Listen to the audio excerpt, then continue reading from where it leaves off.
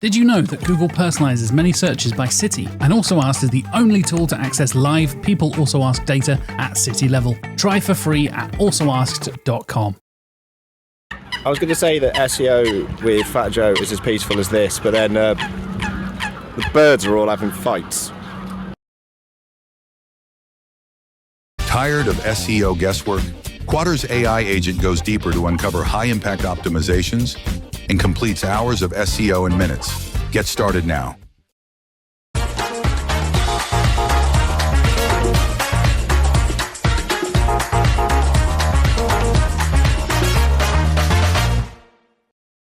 Hey guys, if you want to leave, that's fine. I don't take it personally. And if you want to leave halfway through, because this is a 45-minute presentation that I'm trying to do in 25 minutes, so I appreciate I'm stopping you from the alcohol downstairs, so I will not take it personally.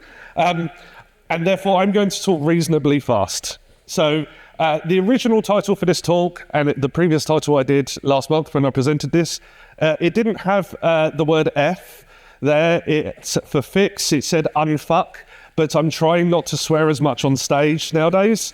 But if I slip and accidentally say unfuck because I've trained myself to say that, I apologize. So this is me. I'm a marketing data person. I've been doing this longer than I look at my age. And as you said, I love dinosaurs. My wedding ring actually has a dinosaur bone in it, which is really fucking cool. And then I run a company called Ringside. If you hate GA4, come and speak to me. We kind of do what GA4 does, but better. And I know most of you hate GA4. Let's not talk about that. Cool. This is my talk, though. I'm not going to talk about myself. I'm going to talk about the data that we all have available. And we all want to use data to make better marketing decisions, but we can't do that if we've got bad logic.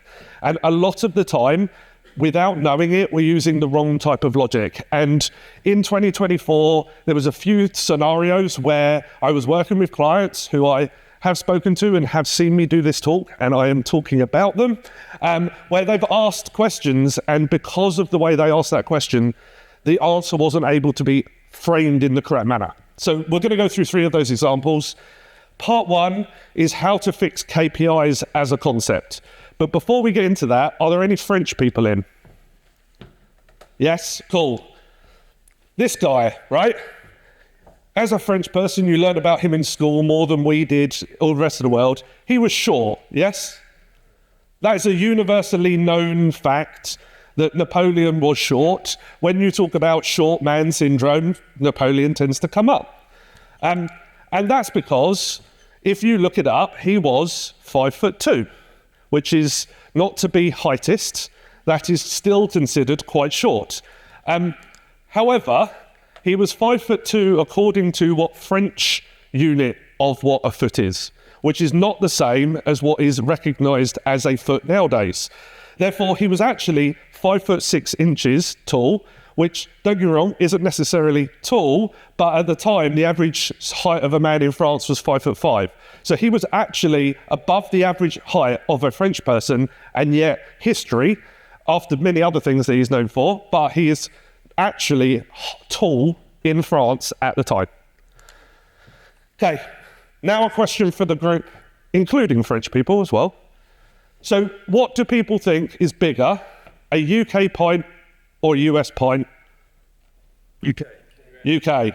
Is that because we're known for drinking? Is that just an assumption? A UK pint is larger than a US pint, and it's those millimeters, but I don't have time to go through the maths here. So which one do we think is bigger? Another liquid measurement system, a UK fluid ounce or a US fluid ounce? Yeah.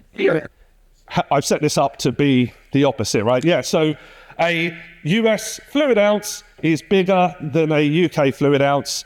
That is going to help people who have to measure liquid. So if you got that, I think everyone got that one right. So the next one is, how many points high is Napoleon? Well, actually, he's 11.3 points high, and I actually did the maths. That's exactly how high Napoleon is.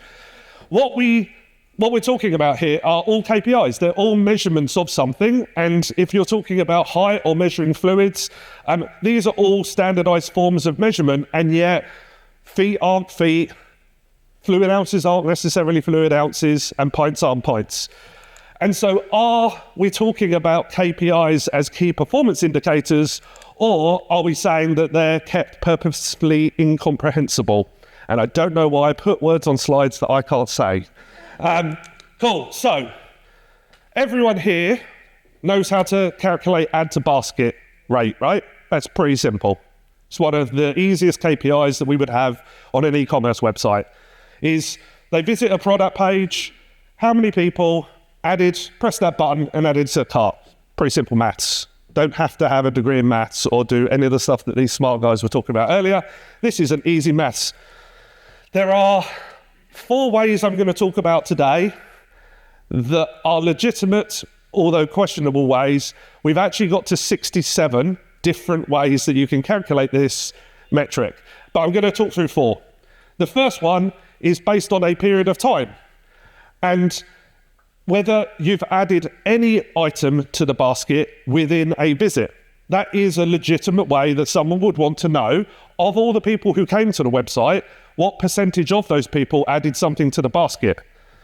Because what you're trying to work out is how successful is the add to basket event in the context of a visit.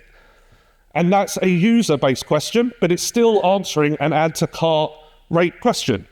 The next one is outside of that visit, how many people, not necessarily within a singular visit, but how many people come to a website and eventually add to their basket at any point? Because this is a user quantifying, is how successful are we at finding people who are at some point interested in adding a product to a cart.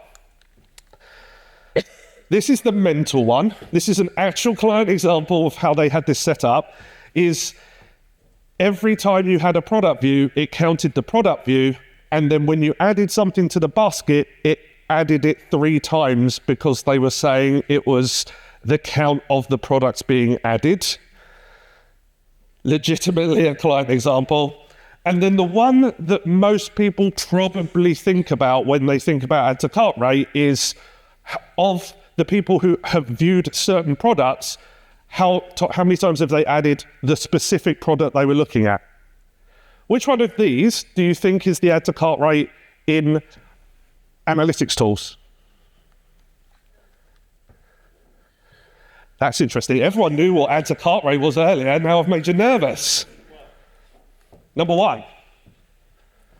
Anyone else? None of them. No. Yeah.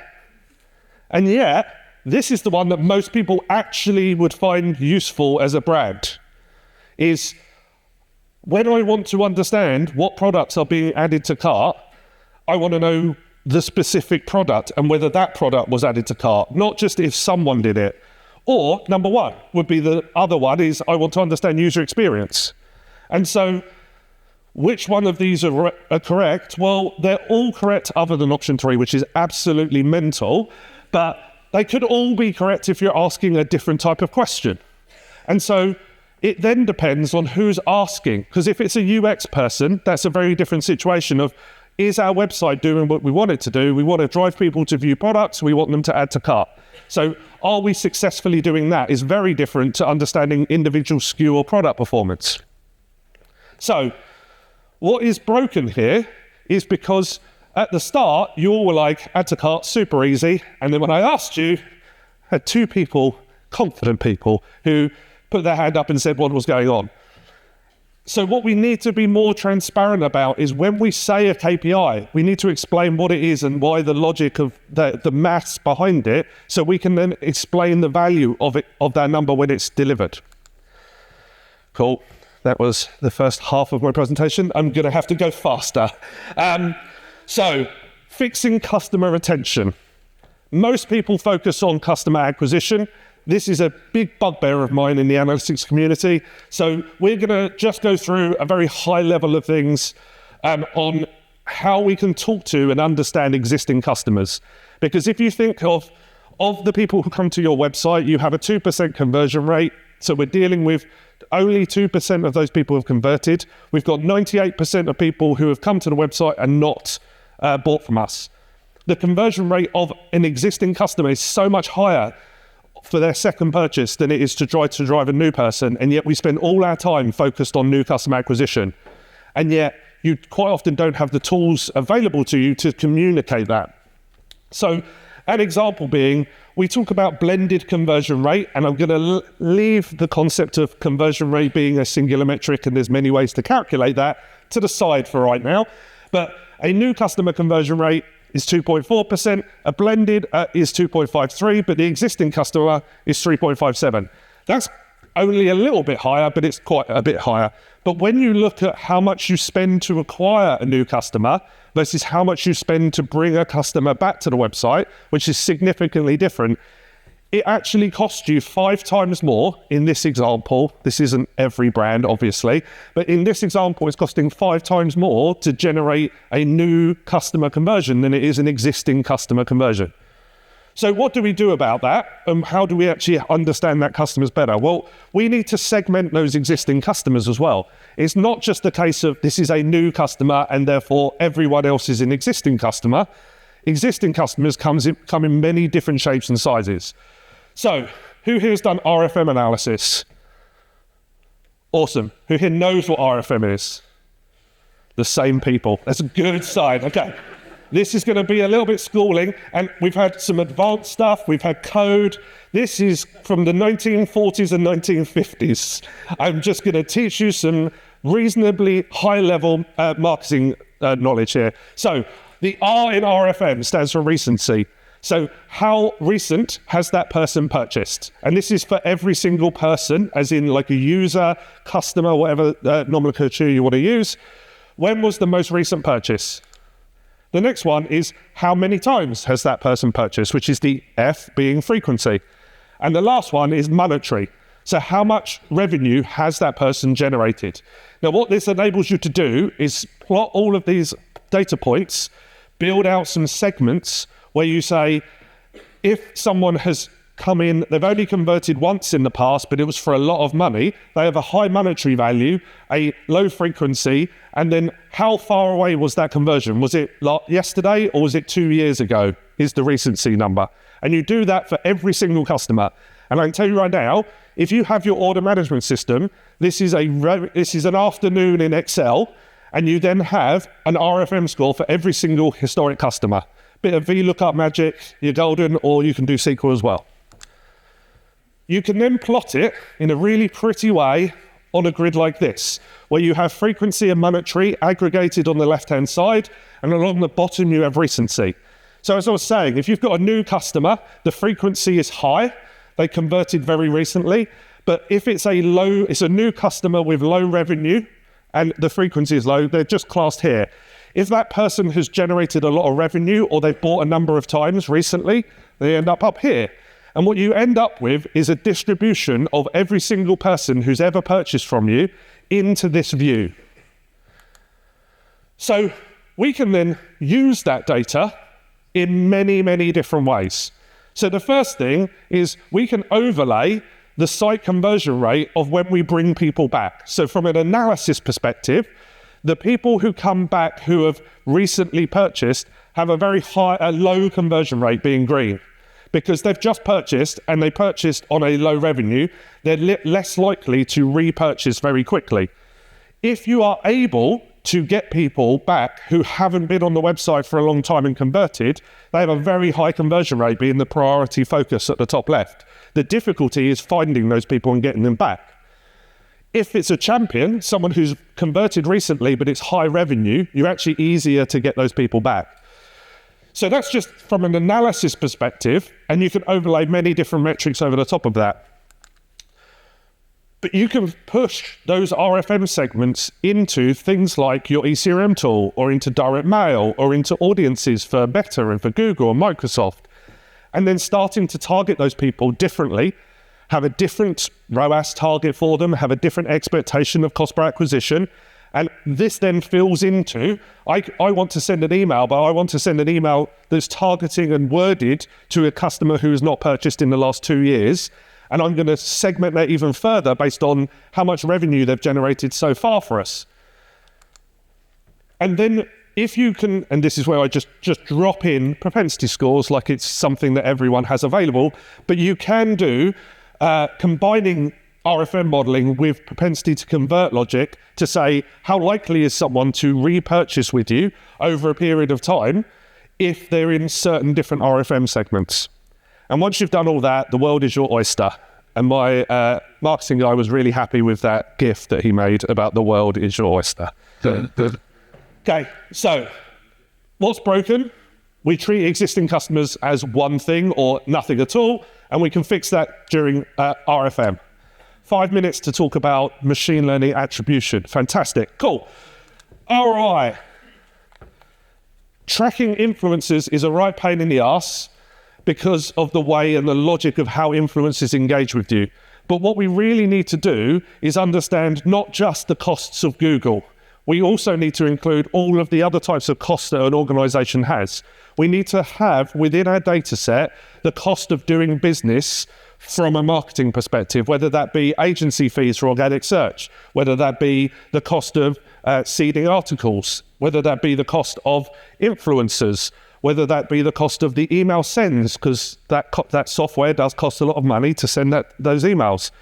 All of that means that organic search and every other channel is on the same vein. And a lot of the time, especially with this being an SEO conference, organic search and SEOs aren't very good at talking to senior leadership in the same language that the paid people are, because they don't have the same metrics available to talk about, well, this is what our cost per acquisition is. Here is our long-term return on investment for the things, because they don't have the data aligned in the same way.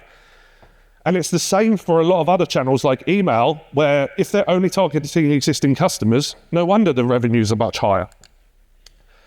And then there's things about revenue. Revenue is not good enough anymore for the majority of companies, especially in e-commerce. Why are we not looking at the numbers that the CFO cares about when it comes to margin, gross margin, profit? Depends on the terminology. You either end up with MOAS or POAS. But what we want to be able to do, and I believe you can do this still using server-side GTM, but somebody who actually uses GA4 will have to explain how you do that, because I don't know. You can enrich your conversion data with things like the cost of goods sold and other costs that the business wants to take into consideration, so you can understand the true return on the investment of the activity. So you end up with margin associated with the media cost, and therefore you end up with how much you're actually making, not just the ROAS numbers. And if you really want to piss off PPC people, you can show them how well or how badly their campaigns are running for their brand terms, where actually a lot of those people, it's costing a lot more than they think it is. So in the next 2 minutes 48, I'm going to go even deeper. So here is a single person. This is a single conversion. They had all of these different visits through all of these different channels. This isn't rare. This is many, many, many. It's a very high proportion of journeys with e-commerce have this many touch points. This is all of the dates that they came in on, and this is last click attribution. Now, the amazing thing is, the reason we found this example is because this visit via the affiliate, that was the 7th or 8th visit in that journey, claimed that conversion in the affiliate platform. And so they paid out a commission for that affiliate. And then they also paid for all of these PPC clicks. And yet, this is a direct visit. So their last click performance was a direct channel, and yet they paid out a commission, and then they also, for this user, paid out paid search. That's fair, right? But as a business, they don't know what's working and what's not. This person did so many different things. So how much should we pay that affiliate? They made a lot of money on that sale. How much do you think? What percentage of that sale should we give them? If I go back. There's, what is it? How many touch points? 1/20th? Whatever is the number of the line over there. So say there's 12, because I can't be bothered to count. There's 12 there, so 1/12. Yeah? So you would do some kind of linear distribution there. 1/12? Okay, that's him. Higher, lower? A third. We're betting, right? Yeah. I'm not giving you money, Tom. Well, surely, as a concept, we want to give it what it deserves to be given. surely that's the thing that we would want to do, is say, how much influence did this visit have on that customer? And therefore we want to give it that as a proportion. Well, we can do that. That's what an attribution model should be able to output us. So how much should we pay them? Well, here is what a machine learning attribution model is able to distribute. And it gave $14, I think, against that conversion, where the last 2 touch points, that person did a lot of activities. They added all the items to their basket. But we now have all of those paid search visits with some revenue. So they all have different return on investment for each visit. And we were able to say that that commission that you paid out has a negative return on investment, because they paid out what was basically 15% of 260.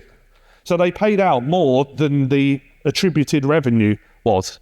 And it's because we should be paying attention to not just linear. Linear is one of the ways to look at this, but it's also to say, what does it actually deserve as part of the influence on that journey? Because this is what that looks like when you view that visually, and it's really a small part of that converting journey where the user was still in their research phase. They were not ready to purchase when they went to that affiliate site to try to get a discount code. And the biggest thing for this is that as a business, very often people chase the bottom of the funnel. They chase the short-term goals. They chase this activity converted people today, therefore that worked. And what we find a lot is that we have two schools of thought. We have the people who go, yep, that's what I'm going to use, and I'm going to go after the revenue. And then you have a lot of companies who have been in the world where they've stagnated as a business and everything is about incremental goals. And so it's either that they try something in the middle of funnel activity, or they try some brand activity and they aren't able to understand its value, so they stop doing it and start to decrease as a business because they're not making the investments in the people who are going to convert tomorrow. They just focus on the people who are going to convert today. And so what we want to help brands to do through attribution is help them migrate from a view where they put very little focus on behavioral activity or acquisition-based activity, and they're able to understand the value through the full funnel of what the impact of things like brand activity is, of meta, where it's not a direct response activity. What should you be doing in direct mail, and what impact that's having on your digital infrastructure? So it's incredibly important, especially as brands try to invest in future conversions and change their approach of not just looking for revenue today, but looking for it today and tomorrow and the next day and the next week, that we have the data to support that approach. So my chief product officer found it funny that I could quote myself, so put this slide in. But the return on investment for any specific channel or activity should be based on how it contributes to business success, not just how efficient it is at converting users. So what's broken is if we just use return on investment, use some MOAS stuff, and basically attribution is broken for a lot of places. Multi-touch attribution is Google's way of trying to solve a problem. There is way more smarter and advanced ways out there to look up and consider. So we've learned all those things. I'm already out of time. If you have any questions, feel free to contact me at my email address or go to my website or ringside.ai. And here is a blog post where I wrote about a really good article about pop-ups because they're not working. Thanks, guys. Demand Sphere. Limitless visual insights from the SERPs. Unlimited dashboards and users. Easy to use and easy to scale your growth to new levels. Monthly reporting making you want to shove sharp things up your nose? Try Dragon Metrics, the all-in-one SEO software with mind-blowing reporting tools.